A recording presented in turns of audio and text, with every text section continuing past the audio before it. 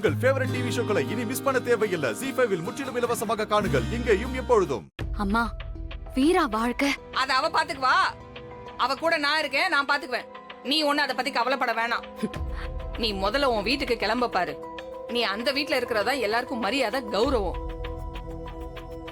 முத்துலட்சுமி 2 பொண்ணுங்களை கட்டி கொடுத்தா அதுங்க 2மே வாழா வெட்டியா வாழாம வீட்டுல வந்து உட்கார்ந்துருக்கு. அவ என்ன பாவம் பண்ணாலோ அதான் இப்படி எல்லாம் நடக்குதுன்னு என்ன தாண்டி அசிங்கமா பேசுவாங்க. பாவம் நாம பண்ணலமா. வெளிய ஆட்டோல படுத்திருக்கான் பாரு அந்த. போதும் கண்மணி, நிறுத்து. நீ எப்போ உன் வீட்டுக்கு போற? அங்க உன் புருஷன் நீ இல்லாம தனியா கஷ்டப்பட்டுட்டு இருக்கணுமா? உன் மாமனார் உன்னை பத்தி என்ன நினைப்பாருன்னு அதை பத்தி கொஞ்சம் கூட யோசிக்க மாட்டியா கண்மணி? சரி, மாறன் தம்பி தப்பு செஞ்சதாவே இருக்கட்டும். அதுக்காக உன்னையே தண்டிச்சுக்கிட்டு உன்னையே நினைச்சிட்டு உன் புருஷனையும் தண்டிப்பியா நீ?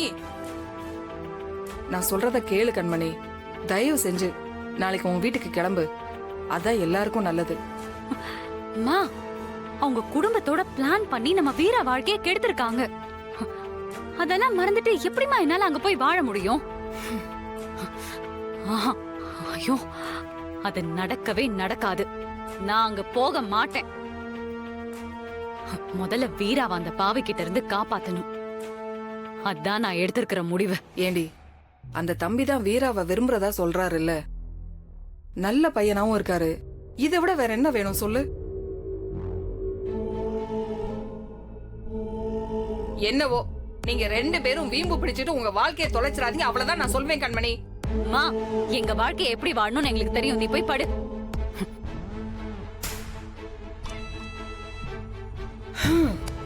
இதுக்கு மேல உங்ககிட்ட பேசி ஒரு பிரயோஜனமும் இல்ல. எல்லாம் அந்த ஆண்டவன்கிட்ட வழின்னு அவர் மேல பாரத்தை போட்டு போக வேண்டியதான்.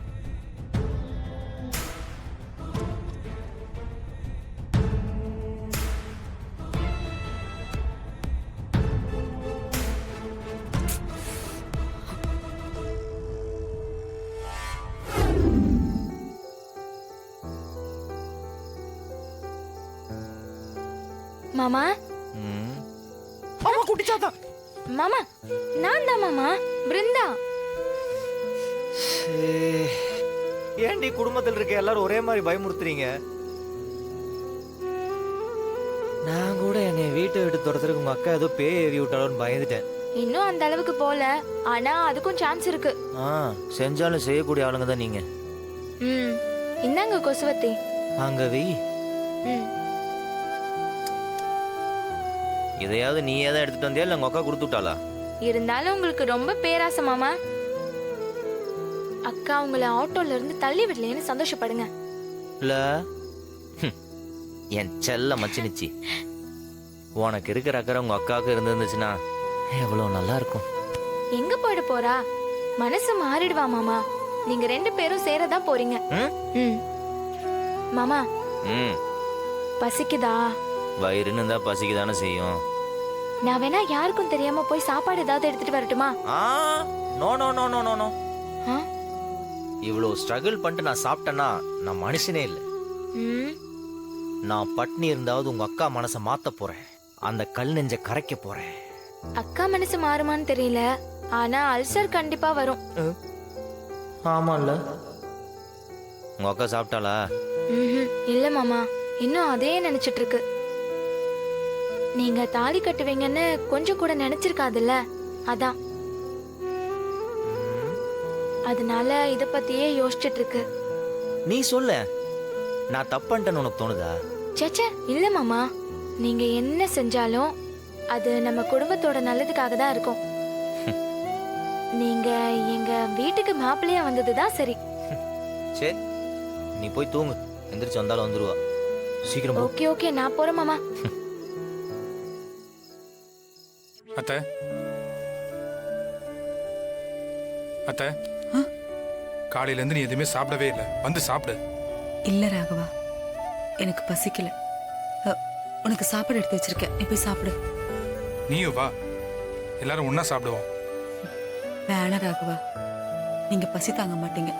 கார்த்தியையும் கூட்டிட்டு போய் முதல்ல சாப்பிடு போ. அத்தை, நீ மட்டும் பசி தாங்குவியா?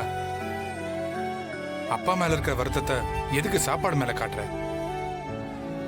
இதுவே நாங்க யாராவது கோச்சிட்டு சாப்பிடாம இருந்தா விட்டுருவியா நீ?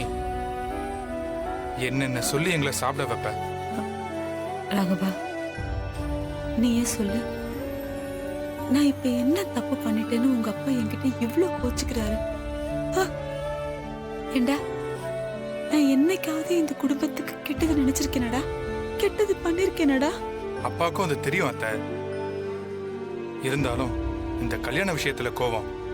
நீ வேற சாப்பிடாம இருக்கன்னு தெரிஞ்சா அதுக்கும் கோவப்படுவாரு. அப்படிலாம் இல்லடா. எப்படா விடியும்னு இருக்கு. விடிஞ்சதும் நான் இங்கிருந்து போயிடுவேன். அத்தை, என்னத்த பேசுற?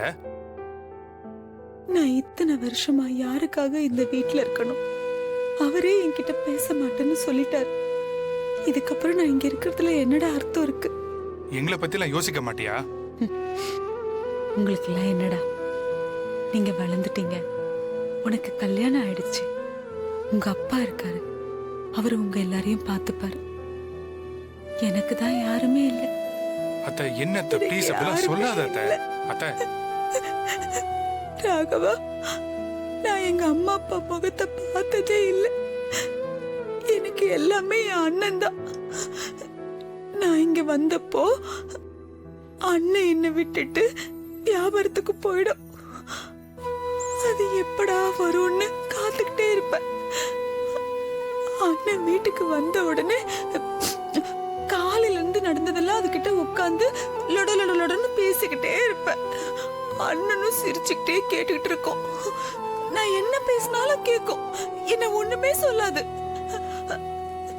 சீக்கிரமா சொந்தமா கடை வைக்கணும், வீடு வாங்கணும், உங்க எல்லாரையும் நல்லபடியா வளர்த்து ஆளாக்கணும், அப்படி இப்படின்னு ஏதோ ஒண்ணு பேசிக்கிட்டே இருப்போம்.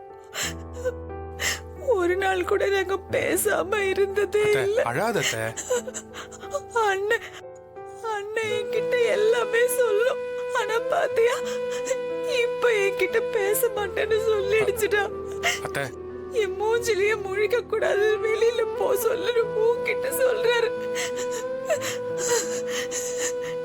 ஏ ராகவா, நான் துரோகம் பண்ணிட்டேனாடா? ஐயோ அப்படிலாம் இல்ல அத்தை. கொஞ்ச நாள்ல எல்லாம் சரியாயிடும். அப்பா கோவம் தணிஞ்சதும் ஃபர்ஸ்ட் உன்கிட்ட தான் வந்து பேசுவாரு. இல்லடா, இல்ல. என் அண்ணன் உன்ன மாதிரி இல்ல. அது இந்த மாதிரி வார்த்தையெல்லாம் பேசினதே இல்ல. அது அது ரொம்ப அத்தை, மாறிடுச்சு. அழாத. மாறிடுச்சு. நீ போ, கார்த்தியை கூட்டிட்டு போய் சாப்பிடு போ. அத்தை, நீ இல்லாம எப்படி அத்தை? போடா, நீ போய் சாப்பிடு போ. ஜீ5 ஆப்பை டவுன்லோட் செய்து அனைத்து எபிசோடுகளையும் இலவசமாக பாருங்க.